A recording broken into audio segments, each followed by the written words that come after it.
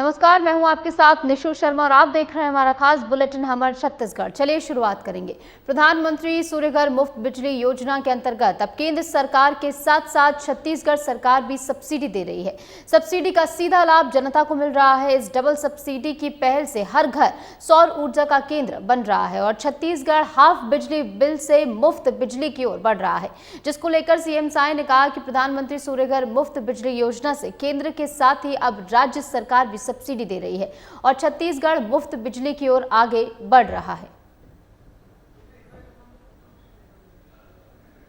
माननीय प्रधानमंत्री जी का एक बहुत ही कल्याणकारी योजना है, प्रधानमंत्री सूर्यघर मुफ्त बिजली योजना, सौर ऊर्जा से बिजली प्राप्त करने का।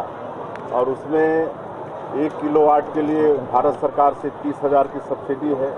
हम लोग भी इस साल के बजट में 1 किलोवाट में 15,000 की सब्सिडी रखे हैं और लगातार अभी सब्सिडी हम लोग दे रहे हैं। अभी तक 600 लोग प्रदेश में अपने घरों में सौर ऊर्जा का लगा चुके हैं और उनको पिछले समय 1,83,00,000 का जो प्रदेश का सब्सिडी है उसको बांट चुके हैं और 33 सूर्य रथ हम लोग चला रहे हैं, प्रत्येक जिले में एक रथ, और उसमें लोगों को जानकारी दी जा रही है, उनका फार्म भी भरा जा रहा है।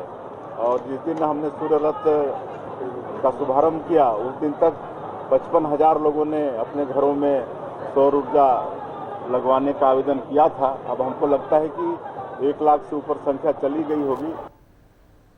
आगे बढ़ेंगे। मुख्यमंत्री विष्णुदेव साय ने धमतरी जिला के मगरलोड विकासखंड के ग्राम करेली बड़ी में 245 करोड़ 80 लाख रुपए के कई विकास कार्यों का लोकार्पण और भूमि पूजन किया।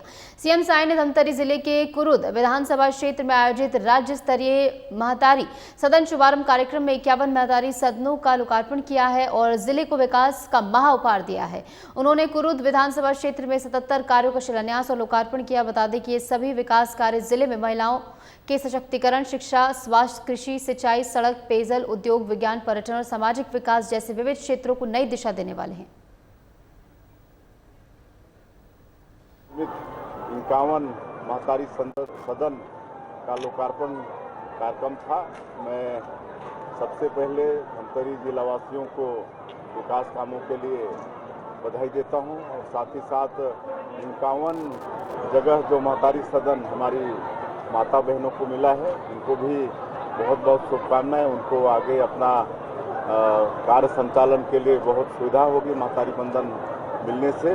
और आज का ये कार्यक्रम हमारे प्रदेश के डिप्टी सीएम, जिनके पास पंचायत विभाग भी है, श्री विजय शर्मा जी, यहाँ के प्रभारी मंत्री कांकराम वर्मा जी, सांसद श्रीमती रूप कुमारी चौधरी जी, हमारे इस क्षेत्र के लोकप्रिय विधायक पूर्व मंत्री श्री अजय चंद्राकर जी और हमारे यहाँ के महापौर रामू रोहरा जी और सभी वरिष्ठों की उपस्थिति में और अधिकारियों की उपस्थिति में संपन्न हुआ है। और आज नवरात्र का समय भी चल रहा है, तो समस्त छत्तीसगढ़ वासियों को, धमतरी वासियों को नवरात्रि की भी बहुत बहुत शुभकामनाएं। छत्तीसगढ़ के एमसीबी जिले की ग्राम पंचायत बरदर में महतारी सदन का उद्घाटन स्वास्थ्य मंत्री श्याम बिहारी जायसवाल ने किया। ये योजना महिलाओं को सशक्त बनाने, सामुदायिक गतिविधियों और प्रशिक्षण के लिए स्वच्छ वातावरण उपलब्ध कराएंगे। उद्घाटन समारोह में अधिकारी, कर्मचारी, जनप्रतिनिधि और स्थानीय महिलाओं की बड़ी संख्या में भागीदारी देखी गई।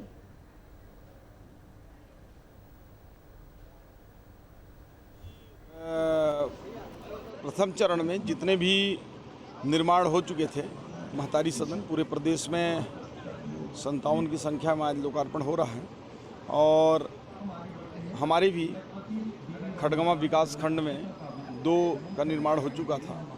मैं इसमें शामिल हुआ और माननीय मुख्यमंत्री जी हमारे धमतरी से उन सभी का लोकार्पण कर रहे हैं और इस कार्यक्रम के माध्यम से एक नारी सशक्तिकरण की दिशा में एक हमारे गांव के माताएं हैं, बहनें हैं, ऐसे महतारी लोगों के लिए वहां बैठकर काम सीखने का, चर्चा करने का, कई ऐसे उत्सव मनाने का, उन गांव के बीच में बैठकर आपस में चर्चा करने का एक सदन माननीय मुख्यमंत्री जी ने दिया है।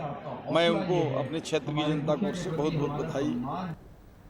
खबर अंबिकापुर से है, जहां छत्तीसगढ़ में बीजेपी के जीएसटी उत्सव को लेकर सियासत गरमाई है। कांग्रेस के पूर्व खाद्य मंत्री अमरजीत भगत ने भाजपा सरकार पर निशाना साधा और कहा कि पिछले 11 सालों में जीएसटी के जरिए जनता से भारी वसूली की गई। उन्होंने आरोप लगाया कि भाजपा अब चुनावी फायदा लेने के लिए थोड़ी राहत देकर जश्न मना रही है, जबकि कई छोटे उद्योग जीएसटी की मार से बंद हो चुके हैं। अमरजीत भगत ने महंगाई और बेरोजगारी को भी केंद्र सरकार की नाकामी बताया और कहा कि जनता की कमाई पर उत्सव मनाना गलत है।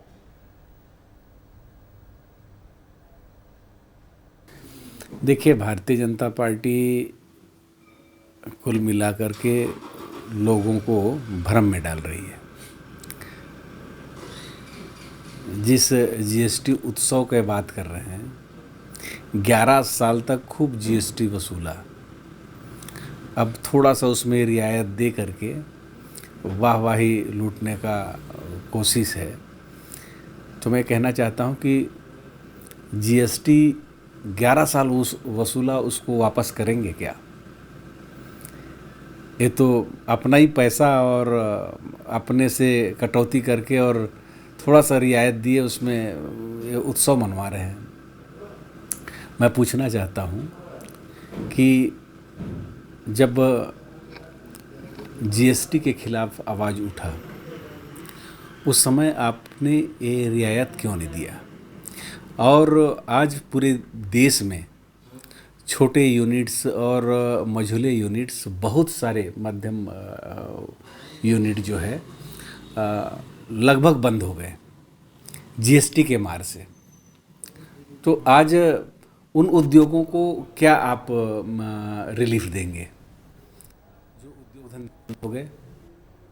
खबर जांजगीर चांपा जिले से है, जहां के अकलतरा ब्लॉक के कल्याणपुर गांव में एक सरकारी तालाब को राखड़ से भरकर समतल कर दिया गया, जिससे गांव का महत्वपूर्ण जल स्रोत खत्म हो गया है। ग्रामीणों का आरोप है कि सरपंच और सचिव ने नियमों का उल्लंघन करते हुए निजी कंपनी को तालाब पाटने की अनुमति दी, जबकि पुनर्निर्माण के लिए तय राशि 7.77 लाख रुपए भी जमा नहीं हुई। सुप्रीम कोर्ट के जल स्रोत संरक्षण आदेशों के बावजूद प्रशासन और शासन ने कोई ठोस कदम नहीं उठाया। गाँव के लोग अब पानी की कमी से जूझ रहे हैं और सरकार की सिर्फ कागजी कार्रवाई से वो नाराज हैं।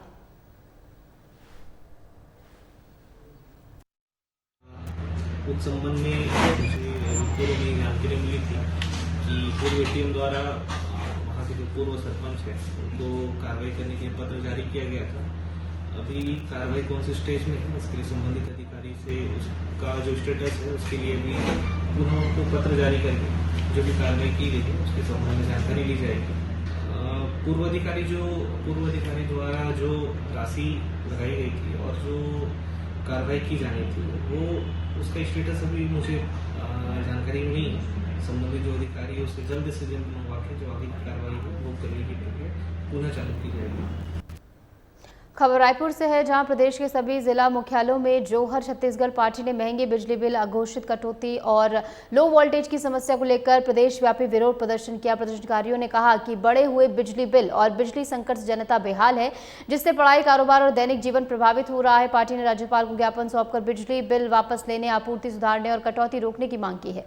साथ ही चेतावनी भी दी गई है कि समस्या का समाधान न होने पर आंदोलन को और उग्र किया जाएगा।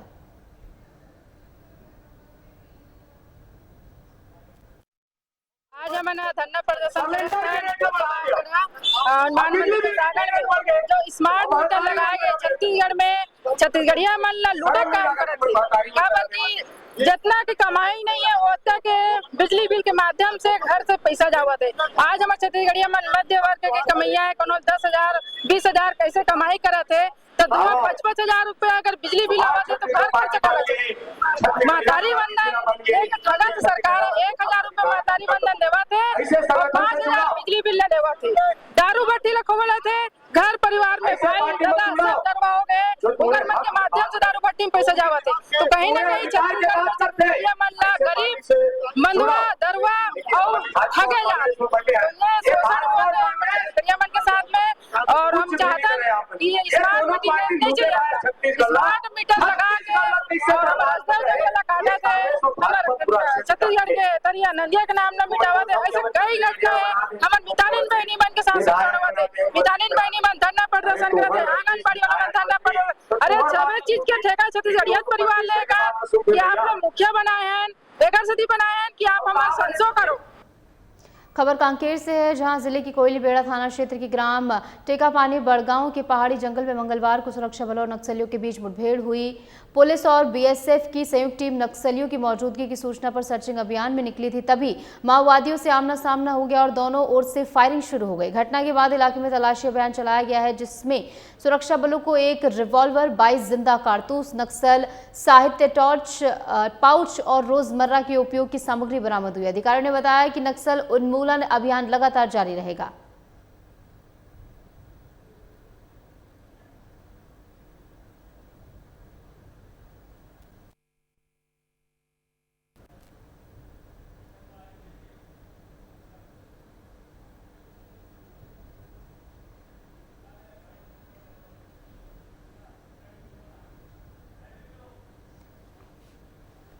तो नक्सलियों के खिलाफ लगातार सुरक्षा बलों का एक्शन जारी है, जहां पर माओवादियों के साथ आमना सामना होने पर दोनों ओर से फायरिंग हुई। हालांकि सुरक्षा बल जो है लगातार पूरे इलाके में मुस्तैदी से जुटे हुए हैं और बता दें कि मुठभेड़ के बाद जब वहां पर सर्च अभियान चलाया गया तो वहां से कई सारे हथियार जो हैं बरामद हुए हैं। लगातार सुरक्षा बल जो है इस पूरे इलाके को नक्सल प्रभाव से मुक्ति दिलाने की कोशिश कर रहा है। नक्सलियों को जड़ से खत्म करने के लिए सुरक्षा बल जो है वो लगातार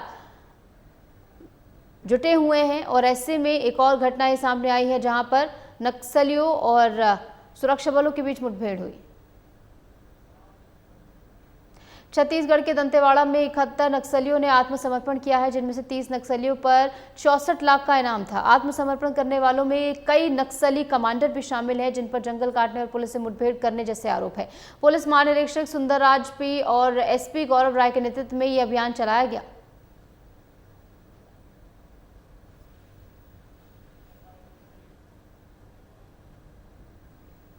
खबर रायगढ़ से है, जहां जिले के जेल में नवरात्रि का पर्व इस बार विशेष भक्ति और आध्यात्मिकता के साथ मनाया जा रहा है। यहां 800 से अधिक बंदियों ने मां दुर्गा की उपासना का संकल्प लिया है। इसमें कुछ बंदी पूरे 9 दिन उपवास रख रहे हैं, जबकि कुछ पंचमी, अष्टमी और नवमी को व्रत करेंगे। जेल प्रशासन ने विशेष बैरक को मंदिर का रूप देते हुए कलश स्थापना, मां दुर्गा की प्रतिमा, पूजन सामग्री, वाद्य यंत्र, फलाहार की व्यवस्था की है। सुबह शाम भजन कीर्तन और मंत्रोच्चार से जेल का माहौल भक्तिमय बन गया है। जेल अधीक्षक GS शौरी ने कहा कि बंदियों की धार्मिक आस्था का सम्मान करना उनका कर्तव्य है। यह आयोजन ये साबित करता है कि आस्था की कोई सीमा नहीं होती और सुधार का मार्ग हर परिस्थिति में संभव है।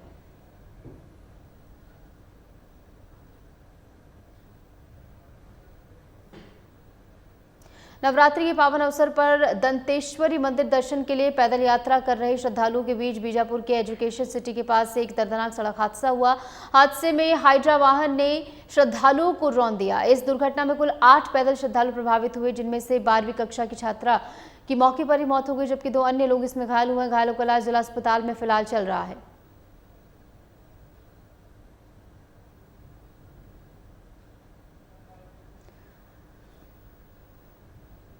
आगे बढ़ेंगे, खबर बलरामपुर से है, जहां एक व्यक्ति ने एक नाबालिग को बंधक बनाया और उसके साथ दुष्कर्म किया। इस मामले में पुलिस ने आरोपी को उसके माता पिता के साथ गिरफ्तार कर लिया। इस मामले में पुलिस ने नाबालिग को आरोपी के घर से बरामद किया है। पुलिस ने इस मामले में जांच शुरू कर दी है।